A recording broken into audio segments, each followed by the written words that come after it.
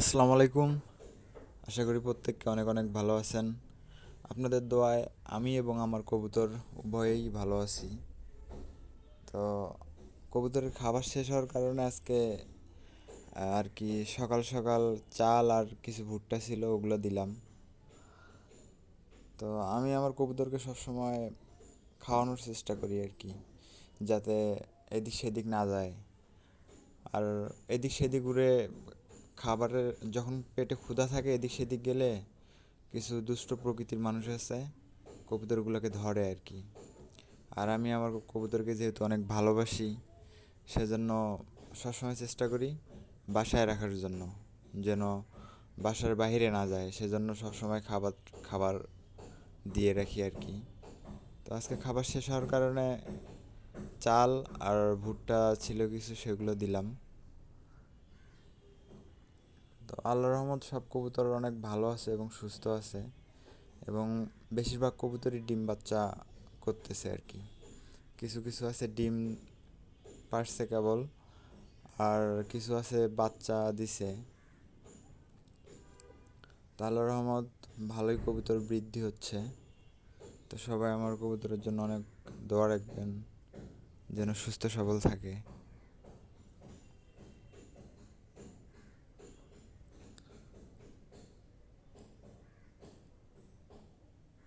কবুতরের একটু দেখাশোনা কবুতরকে একটু দেখাশোনা করলে কবুতর অনেক ভালো থাকে আর কি।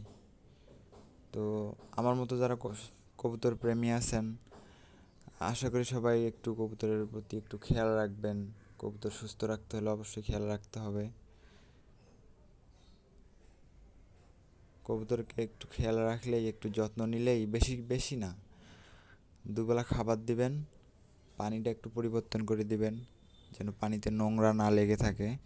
তাহলেই মোটামুটি কবুতর সুস্থ থাকে আর কি।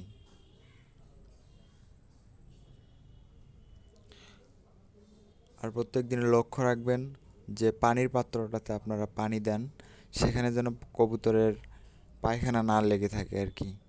দেখা যাচ্ছে যে কোনো অসুস্থ যদি একটা কবুতর থাকে, সেখানে পায়খানা করলে অন্য কবুতর যখন সেই পানিগুলো খাবে, তখন কিন্তু সব কবুতরই অসুস্থ হওয়ার একটা প্রবণতা থাকে। সেজন্য এই বিষয়গুলো অনেক খেয়াল রাখবেন।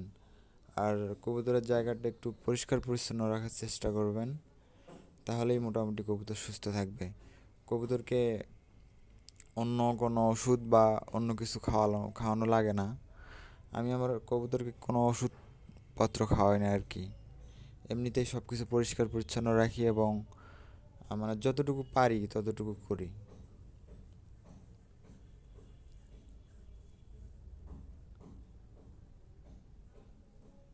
সর্বোপরি একটা কথা বলি, যদি আমার চ্যানেলটির ভিডিওগুলো আপনাদের ভালো লেগে থাকে, অবশ্যই সাবস্ক্রাইব করবেন এবং লাইক দিবেন।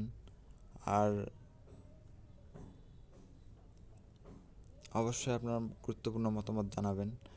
আমার মতো আপনিও প্রতিদিন আপনার কবুতরের পানিগুলো চেঞ্জ করে দিতে পারেন, তাহলে আপনার কবুতর সুস্থ থাকবে এবং সবল থাকবে। কবুতর যেহেতু পানি বেশি পান করে, এই পানিটার দিকে একটু বেশি খেয়াল রাখবেন। প্রতিদিন পানি পরিষ্কার করে দিবেন এবং নতুন পানি দিবেন, তাহলে কবুতর সুস্থ থাকবে। সবাই ভালো থাকবেন। খোদা হাফেজ।